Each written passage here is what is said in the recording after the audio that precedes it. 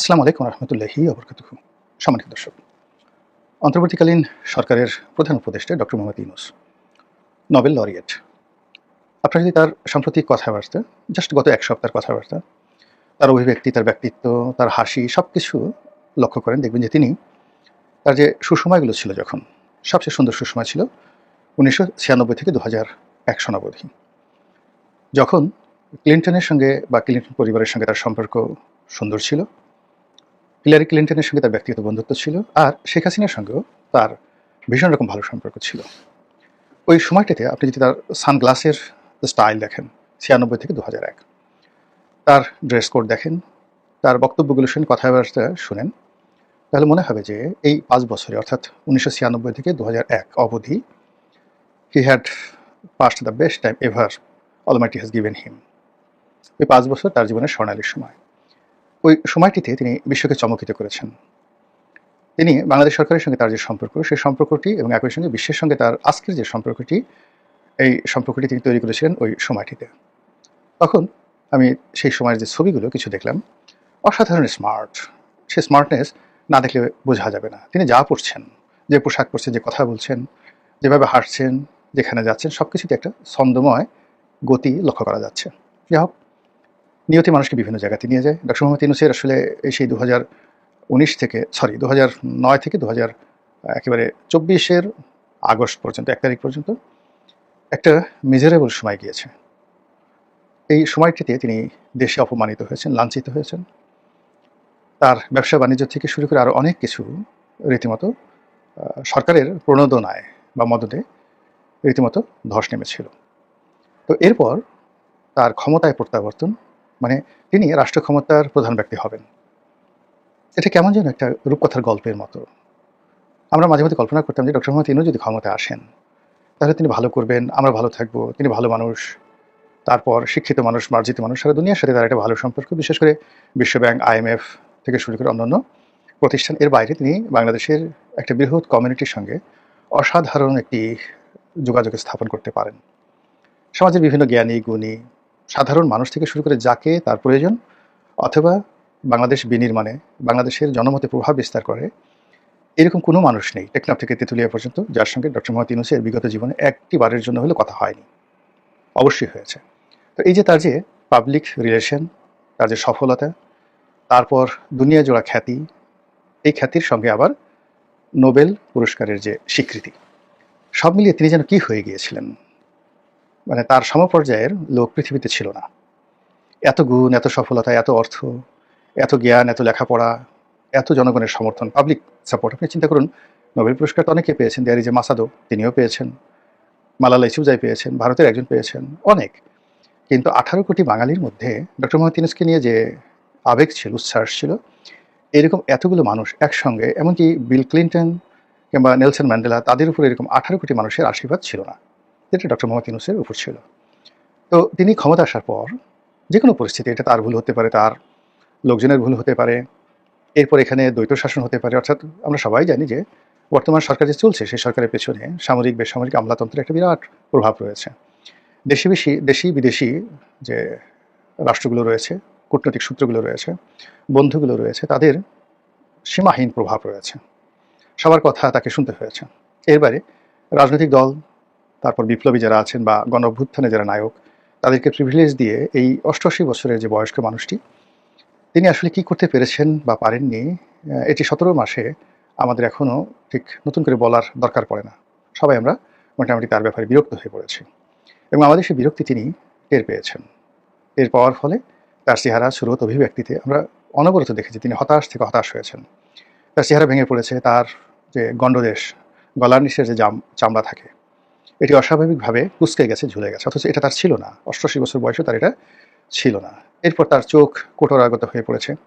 তিনি আগে যেভাবে হাসতেন, কথা বলতেন, ঠিক সেটার কিছুটা ধারাবাহিকতা নষ্ট হয়ে গেছে, এবং অবস্থার দৃষ্টিতে যে কোনো মানুষই মনে করবে যে তিনি ফ্রাস্ট্রেটেড, হতাশার মধ্যে আছেন। এখন সেই হতাশা কেন, কী কারণে, সেটা তিনি তার লোকজন যেভাবে বুঝেন, আমরাও সাধারণ বাঙালিরা সেটা ভালো করে বুঝি।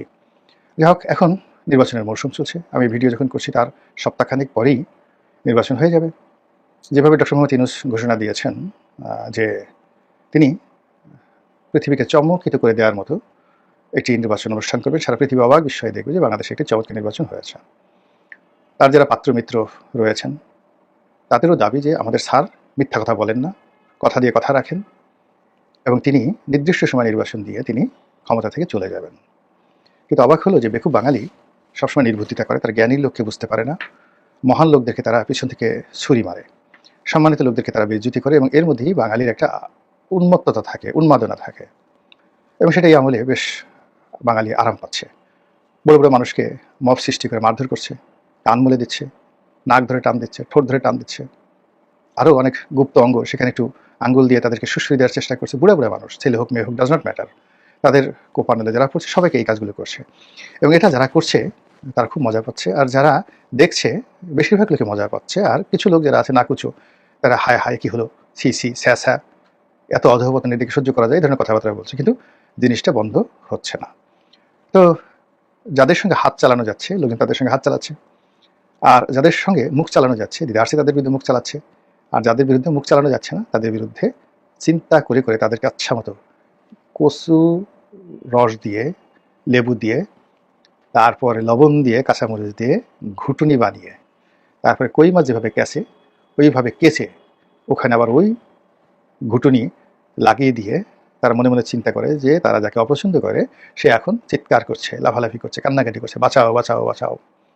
এই হলো বাঙালির মনোবৃত্তি। মনে মনে কলা খেতে, মনে মনে স্বপ্ন দেখতে তাদের মানে কোনো রকম মানে যাকে বলা হয় জুড়ি নেই সারা দুনিয়াতে। তো এরকম অবস্থা যখন চলছে বাংলাদেশে, সেই অবস্থাতে হঠাৎ করে মানে এই যে ডক্টর মোহাম্মদ ইউনূসের যে নির্বাচন অনুষ্ঠান আয়োজন, সব কিছুর পরে যদি গণতন্ত্র চলে আসে, রাজনীতিতে যদি স্থিতিশীলতা চলে আসে, তাহলে অ্যাজ এ হোল এই মানুষগুলোর কী হবে যারা মব পছন্দ করতেন, যারা দূর থেকে বানানো নাচ দেখে খুব মজা পেতেন, বিশৃঙ্খলার মধ্যে আলু পুড়িয়ে মানে আগুন যখন লেগে গেছে তখন তার মধ্যে আলু পুড়িয়ে খেতে মজা করতেন, তাদের কি হবে? তারা হাপিত্যেশ শুরু করে দিয়েছে, এবং তাদের দিকে একটা বিরাট অংশ না না বাপু দেখো শেষ পর্যন্ত ডক্টর মোহাম্মদ ইউনূস কিন্তু নির্বাচন দেবেন না। আরে ক্ষমতা কি সাধারণ জিনিস? একটা গ্রামীণ ব্যাংকের সাধারণ ম্যানেজিং ডিরেক্টরের পদ তিনি ছাড়তে চাননি, কুরবান করে দিয়েছেন, জীবনটা তছনছ করে ফেলেছেন, আর সেই মানুষ প্রধান উপদেষ্টার পদ ছাড়বেন? সি সি সি সি, মানে গণেশ তোর কি আর জীবনে বুদ্ধিশুদ্ধি হবে না? এরকমভাবে একজন অপরজনকে সমালোচনা করছে যারা ডক্টর মোহাম্মদ ইউনূসের মধ্যে ইতিবাচক কোনো কিছু দেখছেন বা কল্পনা করছেন। এনিওয়ে, যেটি আমি বলবো সেটা হলো যে এত কিছুর পরেও হঠাৎ করে দেখা গেল ওই যে তার মধ্যে যে বিষণ্ণতা ছিল, খারাপ দিক ছিল, খুব সম্প্রতি দেখা যাচ্ছে তার চেহারার মধ্যে একটি ঝলক চলে এসছে। সেটিকে নূরের আভা বলতে পারেন, এটিকে আনন্দের ফোয়ারা বলতে পারেন, এটি তার বিশ্বাস ফিরে পাওয়ার প্রত্যয় বলতে পারেন, অথবা তিনি আশাপ্রদ কিছু পেয়েছেন, বিশ্বাস তার জন্ম নিয়েছেন যে তিনি বিজয়ী হবেন। What ever maybe, I don't know. এতে তার চেহারা ভালো হয়ে গেছে, তার গলার ভাঁজগুলো কমে গেছে, এবং তিনি সর্বশেষ যে বক্তব্যগুলো দিলেন জাতির উদ্দেশ্যে অসাধারণ। মানে সেই যে 96 থেকে 2001 সালে তিনি যেভাবে সাবলীল কায়দায় বক্তব্য দিতেন, ওই একই ভঙ্গিতে তিনি বক্তব্য দিয়ে সারা বাংলাদেশকে মাত করে ফেললেন। কারণটা কি?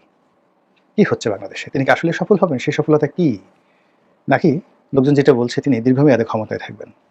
এই কারণ হলো ক্ষমতা থেকে চলে যাওয়াটা যে কোনো মানুষের জন্য বিপজ্জনক, ওনার জন্য খুব বেশি।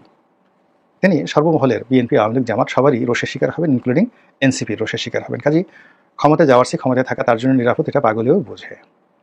দ্বিতীয়ত হলো যে নির্বাচন যদি 12 তারিখে হয়, 9 তারিখে তিনি মার্কিন যুক্তরাষ্ট্রের সঙ্গে একটি গোপন চুক্তি স্বাক্ষর করবেন। কেন?